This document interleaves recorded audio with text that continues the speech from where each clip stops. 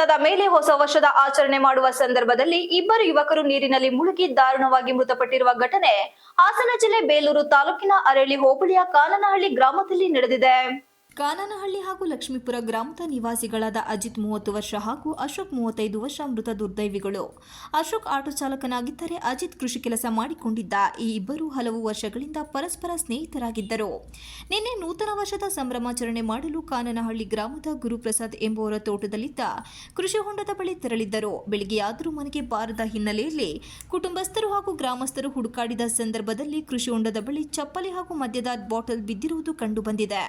ಬಳಿಕ ಸಂಶಯಗೊಂಡ ಗ್ರಾಮಸ್ಥರು ಅಗ್ನಿಶಾಮಕ ಹಾಗೂ ಪೊಲೀಸ್ ಠಾಣೆಗೆ ಕರೆ ಮಾಡಿ ತಿಳಿಸಿದ್ದು, ಸ್ಥಳಕ್ಕೆ ಆಗಮಿಸಿದ ಅಗ್ನಿಶಾಮಕ ಹಾಗೂ ಪೊಲೀಸ್ ಇಲಾಖೆ ಸಿಬ್ಬಂದಿ ಕೃಷಿ ಹೊಂಡದಲ್ಲಿ ಹುಡುಕಾಟ ನಡೆಸಿದ್ದು, ಇಂದು ಸಂಜೆ 6:30 ಸುಮಾರಿಗೆ 2 ಮೃತದೇಹಗಳನ್ನು ಹೊರಗೆ ತೆಗೆದಿದ್ದಾರೆ.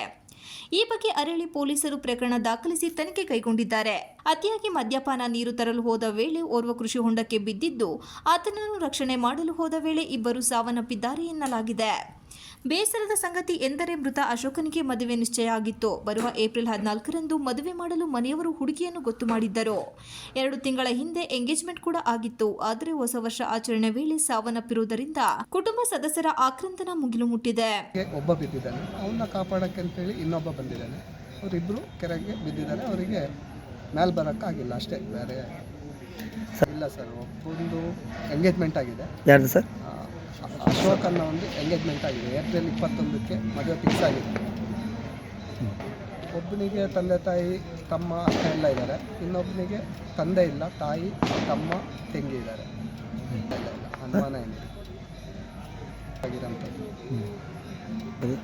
ನಿನ್ನೆ 10 ಗಂಟೆಗೆ ಆಗಿರ್ಬೋದು ಅಂತ ಪಕ್ಕ ಟೈಮ್ ಗೊತ್ತಿಲ್ಲ. ನಿನ್ನೆ 10 ಗಂಟೆಗೆ ಆಗಿರ್ಬೋದು. ಬೆಳಿಗ್ಗೆ ನಾವು ಇನ್ನೂ ಬಂದಿಲ್ಲಲ್ಲ ಅಂತೇಳಿ ಮನೆಯವರು ಹೇಳಿದರು ಅಂತೇಳಿ ಹುಡುಕಿದ್ವಿ. ಹುಡುಕುವಾಗ ಹುಡುಕಿ ಕೊನೆಗೆ ಕೆರೆಯಲ್ಲೊಂದು ಅವ್ರದ್ದು ಚಪ್ಪಲ್ ಕಾಣ್ತು.